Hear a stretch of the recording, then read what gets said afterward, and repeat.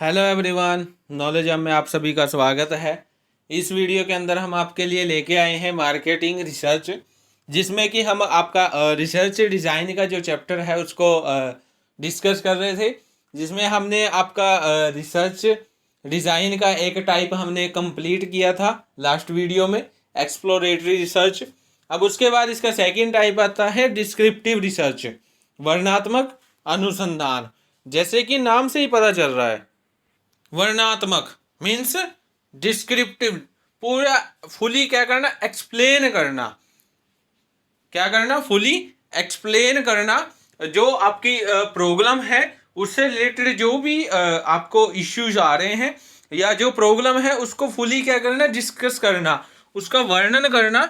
ठीक है, इसके मीनिंग से हम क्लियर करते हैं, जिसमें आपको क्या दिया गया है, this research is used when researcher try to understand the nature and factors of a specific problem. कि ये जो रिसर्च होती है इसका यूज कब किया जाता है? जब जो आपके रिसर्चर होते हैं वो किसी स्पेसिफिक प्रॉब्लम मीन्स विशिष्ट समस्या की उसका जो नेचर है उसके बारे में पता लगाने की कोशिश कर रहे हैं, या फिर जो उसके रिलेटेड जो भी कारक हैं, जो भी फैक्टर्स हैं, उनको समझने का क्या कर रहे हैं, प्रयास कर रहे हैं। उसके बाद क्या कहता है, the main objective of descriptive research is to determine who, what, when, where and how. कि जो आपका डिस्क्रिप्टिव जो रिसर्च होता है, वर्णनात्मक जो अनुसंधान होता है, उसका मेन ऑब्जेक्टिव क्या होता है? ये डिटरमाइन करना, ये निर्धारित करना कि जो प्रॉब्लम है वो कैसी है, क्या है, कब हुई, कहाँ हुई और कैसे हुई। ये सब कौन निर्धारित करता है? ये आपका डिस्क्रिप्टिव रिसर्च डिसाइड करता है, क्योंकि इसमें जो आपकी प्रॉब्लम है उसको फुली डिटेल्ड में क्या किया जाता है, डिस्कस किया जाता है कि प्रॉब्लम क्या है, कब आई, कैसे आई, क्यों आई, किसके कारण आई। वो सब इसमें क्या किया जाता है, डिस्कस किया जाता है। पूरा वाइडली इसमें क्या किया जाता है, डिस्कस किया जाता है। उसके बाद क्या कहता है, this research can determine the level of cause and effect relationship between the different variables of item. कि ये जो रिसर्च होती है वो क्या निर्धारित करती है, जो आपके वेरिएबल्स और जो आइटम्स होते हैं, ठीक है, जो आपके चलों और जो आपके मद होते हैं, आइटम्स, उनके बीच में जो भी उनके बीच में जो भी उनके कारण हैं, कोशिश हैं, और जो भी उनके परिणाम हैं, जो भी कोशिश हैं, उनके संबंधों के लेवल को क्या करती है, डिटरमाइन करती है।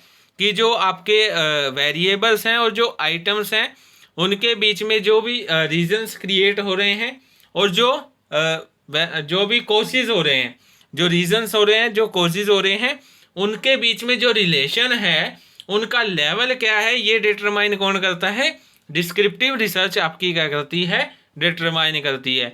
उसके बाद आता है fail to establish casual relationship between them. कि जो आपकी डिस्क्रिप्टिव रिसर्च होती है वो आपके जो वेरिएबल्स होते हैं, जो मद होते हैं, उनके बीच के जो भी कोशिश होते हैं, जो आपके क्या होते हैं, रीजंस होते हैं, उनके लेवल को तो वो डिटरमाइन कर सकती है। उनके संबंध के बीच में जो भी उनके संबंध का जो लेवल है उसको वो डिटरमाइन कर सकती है, ठीक है। लेकिन वो उनके बीच में क्या है, जो आपके कैजुअल, जो आपके एक्समिक जो रिलेशंस होते हैं, उनके बीच में वो क्या नहीं कर सकती, आप संबंध स्थापित नहीं कर सकती। जो डिस्क्रिप्टिव जो रिसर्च होती है वो वेरिएबल्स और मद के बीच में, जो आपके वेरिएबल्स और आइटम्स हैं, उनके बीच में वो क्या नहीं कर सकती, कैजुअल रिलेशन स्थापित नहीं कर सकती। वो कौन करती है? वो आपकी कैजुअल रिसर्च करती है, जो हम आगे डिस्कस करेंगे। जो आपकी डिस्क्रिप्टिव रिसर्च होती है वो क्या है, एक डिस्क्रिप्टिव है, वर्णनात्मक रिसर्च जिसे हम बोल सकते हैं, जिसमें क्या है, जो आपके वेरिएबल्स हैं या जो आपकी स्पेसिफिक प्रॉब्लम है उसके नेचर को समझने की इसमें कोशिश की जाती है। उसके रिलेटेड क्या क्या फैक्टर्स हैं उनके बारे में इसमें डिस्कस किया जाता है, और ये भी इसमें डिटरमाइन किया जाता है कि जो प्रॉब्लम है वो कब हुई, कैसे हुई, कहाँ हुई, ये सारा कुछ डिस्क्रिप्टिव रिसर्च के अंदर क्या किया जाता है, डिस्कस किया जाता है। अब उसके बाद इसकी इंपॉर्टेंस आती है, एडवांटेजेस आती हैं डिस्क्रिप्टिव रिसर्च की, जिसमें फर्स्ट आता है helpful in specific prediction, means विशेष पूर्वानुमान में सहायक। कि जो आपकी डिस्क्रिप्टिव रिसर्च जो होती है वो हमने क्या पढ़ा कि जो आपके रिसर्चर होते हैं वो कब यूज करते हैं, जब स्पेसिफिक प्रॉब्लम से रिलेटेड फैक्टर्स को समझना हो तब वो उसका यूज कर रहे हैं। ठीक है, मीन्स वो किसी स्पेसिफिक प्रॉब्लम के लिए है। तो यहाँ क्या कहता है कि जो डिस्क्रिप्टिव रिसर्च है वो किसी स्पेसिफिक प्रेडिक्शन में क्या है, हेल्पफुल है, विशेष पूर्व अनुमान में क्या होता है, ये सहायक होता है। अब उसके बाद सेकंड पॉइंट क्या आता है, helpful in establish relation between certain variables, चलों में संबंध स्थापित करना। जैसे हमने पीछे इसके मीनिंग में पढ़ा कि जो आपका डिस्क्रिप्टिव जो रिसर्च डिज़ाइन होता है वो क्या करता है, जो भी आपके वेरिएबल्स होते हैं, निश्चित चल जो होते हैं, सर्टेन वेरिएबल्स जो होते हैं, उनके बीच में क्या करता है, संबंध को स्थापित करने में ये हेल्पफुल होता है। जैसे कि जो आपके उपभोक्ता होते हैं, जो कंज्यूमर होते हैं, उनके एजुकेशन, उनका एजुकेशन लेवल ऑफ कंज्यूमर्स, ये आपके कुछ वेरिएबल्स होते हैं, इनके बीच में क्या करना, संबंध स्थापित करना। ठीक है, उस थर्ड पॉइंट क्या आता है, helpful in present the features of specific group, कि जो आपका डिस्क्रिप्टिव रिसर्च जो डिज़ाइन होता है वो किसी विशेष यानी कि किसी स्पेसिफिक जो ग्रुप होता है उसके जो फीचर्स होते हैं, उसकी जो विशेषताएं होती हैं, उनको प्रस्तुत करने में, उनको प्रेजेंट करने में क्या करता है, इम्पोर्टेंट रोल प्ले करता है। ठीक है, अब उसके बाद नेक्स्ट पॉइंट क्या कहता है, हेल्पफुल इन कलेक्टिंग डाटा, कि जो आपका डिस्क्रिप्टिव जो रिसर्च होता है वो डाटा को कलेक्ट करने में भी क्या होता है, हेल्पफुल होता है। यानी कि इसमें क्या है, जो भी आपके प्रॉब्लम है, स्पेसिफिक प्रॉब्लम है, उससे रिलेटेड जो भी डाटा जो कलेक्ट करना है उसको वो क्या करता है, जो आपके स्टैटिकल टूल्स होते हैं उनके द्वारा वो क्या करता है, डाटा को कलेक्ट करता है डिस्क्रिप्टिव रिसर्च के अंदर। ठीक है, और इसके अंदर कुछ मेथड भी होते हैं जो कि आपने डाटा को जो कलेक्ट किया है उसको क्या किया जाता है, एनालिसिस किया जाता है। ठीक है, ताकि क्या किया जा सके, जो कंक्लूजन है वो क्या किया, निकाला जा सके और आगे के काम को किया जा सके। उसके बाद आता है helpful in estimation of proposition of specific population, means प्रस्तावों के अनुमान में सहायक।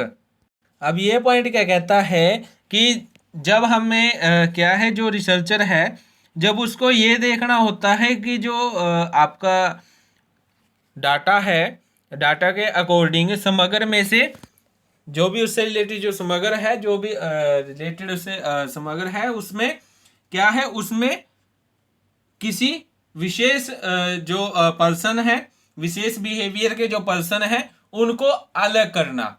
ठीक है, आपके पास बहुत सारी पॉपुलेशन है, पॉपुलेशन आपके पास दी गई है, उसमें से स्पेसिफिक बिहेवियर के जो पर्सन है उनको क्या करना, अलग करना। ठीक है, ये काम किसके द्वारा किया जाता है, आपके डिस्क्रिप्टिव रिसर्च डिजाइन के द्वारा किया जाता है। वहाँ पे ये हेल्पफुल होता है जहाँ पे जो आपके पॉपुलेशन है उसमें से ऐसे पर्सन को निकालना जो स्पेसिफिक बिहेवियर के हैं, जो क्या कर रहे हैं, सिमिलर, एक जैसा, इक्वली क्या कर रहे हैं, बिहेवियर कर रहे हैं, उनका बिहेवियर क्या है, एक जैसा है। ठीक है, उसमें भी ये आपका डिस्क्रिप्टिव रिसर्च क्या होता है, हेल्पफुल होता है। उसके बाद सिक्स्थ पॉइंट आता है हेल्पफुल इन इकोनॉमिक प्लानिंग, आर्थिक नियोजन में सहायक, कि जो आपका डिस्क्रिप्टिव जो रिसर्च डिज़ाइन होता है उसमें क्या है, वो आपके जो एक देश है उसके आर्थिक नियोजन यानी कि इकोनॉमिक प्लानिंग में भी वो क्या होता है, हेल्पफुल होता है। क्योंकि इसमें क्या है, किसी स्पेसिफिक प्रॉब्लम से रिलेटेड डाटा को क्या किया जाता है, कलेक्ट किया जाता है। पूरा डिस्क्रिप्टिव वर्क इसमें किया जाता है, डाटा जो प्रॉब्लम होती है उससे रिलेटेड जो भी डाटा पॉसिबल हो सके वो क्या किया जाता है, कलेक्ट किया जाता है, जिससे कि जो क्या है, एक सक्सेसफुल प्लानिंग क्या की जाती है, तैयार की जाती है। ठीक है, और जो प्लानिंग है, जो चाहे वो इकोनॉमिक प्लानिंग आप लगा लीजिए, चाहे कोई भी प्लानिंग आप लगा लीजिए, वो तभी सक्सेसफुल मानी जाती है अगर उससे रिलेटेड जो डाटा है वो आपके पास अवेलेबल हो, तभी वो सक्सेसफुल हो सकती है। तो इसके कुछ जो आपकी डिस्क्रिप्टिव रिसर्च थी, इससे रिलेटेड आपके कुछ इंपॉर्टेंस थी, कुछ इसकी एडवांटेजेस थी। अब उसके बाद इसके टाइप्स आते हैं कि जो डिस्क्रिप्टिव रिसर्च होता है उसके क्या क्या टाइप्स होते हैं, जिसमें फर्स्ट आपका आता है long term research. Long term research जो आपका होता है, ये आपका लॉन्ग टर्म के लिए क्या किया जाता है, डिज़ाइन किया जाता है, लंबे समय तक चलने के लिए डिज़ाइन किया जाता है। इसका टाइम क्या है, फिक्स कर दिया जाता है, लॉन्ग टर्म में इसका टाइम फिक्स कर दिया जाता है कि ये जो आपका रिसर्च है वो क्या है, लगातार चलती रहेगी, कॉन्टिन्यूटी में चलती रहेगी। लेकिन इसके अंदर जो पर्सन्स हैं वो बीच में क्या है, छोड़कर चले जाते हैं। तो इस केस में क्या होता है कि जब वो छोड़कर चले जाते हैं तो उनके द्वारा क्या कर दिया जाता है, दोबारा न्यू पर्सन उनकी जगह ऐड कर दिए जाते हैं। मीन्स टाइमली इसमें क्या है, चेंजेस होते रहते हैं। कुछ पर्सन होते हैं जो छोड़कर चले जाते हैं और उनके द्वारा न्यू पर्सन को अपॉइंट कर लिए जाते हैं, जिससे कि जो आपका ग्रुप है वो लगातार क्या है, चलता रहता है। तो ये जो आपकी रिसर्च होती है वो आपकी लॉन्ग टर्म की रिसर्च होती है। ठीक है, इसके अंदर आपके 2 पॉइंट्स आते हैं, ट्रू पैनल रिसर्च और ओमनिबस पैनल रिसर्च। फर्स्ट हम करते हैं ट्रू पैनल रिसर्च। क्या होती है, जिसमें जो आपके वेरिएबल्स होते हैं उनको बार बार क्या किया जाता है, मेजर किया जाता है, बार बार उनका क्या किया जाता है, मापांकन किया जाता है, मापा जाता है उनको बार बार। इसमें ये भी देखा जाता है कि जो आपके कंज्यूमर हैं उसके पास जो आपका प्रोडक्ट है उसका स्टॉक उपलब्ध है या नहीं है, या जो आपका कंज्यूमर है वो क्या है, वो प्रोडक्ट को परचेज करना चाहता है, लेकिन जो आपका सेलर जो है वो उस समय वहाँ पे है या नहीं है, या जो आपका सेलर है उसके पास वो प्रोडक्ट अवेलेबल है या नहीं है। ये आपका जो सारा होता है ये आपका ट्रू पैनल रिसर्च में होता है। ठीक है, उसके बाद जो ब्रांड है उससे रिलेटेड जो भी दावे किए जाते हैं उनके बारे में इसमें डिस्कस किया जाता है कि जो दावे हैं वो किस डायरेक्शन में जा रहे हैं, किस कैसे दावे किए गए थे कंपनी के द्वारा।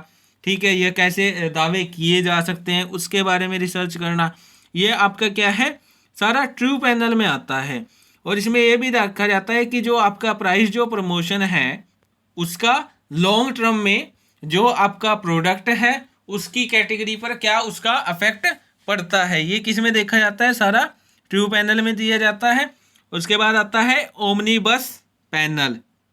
ओमनीबस पैनल जो आपका होता है इसमें क्या है, इसमें जो आपका मेंबर्स होते हैं उनका एक ग्रुप होता है, फिक्स होता है, और उनसे क्या है, बार बार क्या है, अलग अलग डिफरेंट डिफरेंट क्या है, इंफॉर्मेशन उनसे कलेक्ट की जाती है।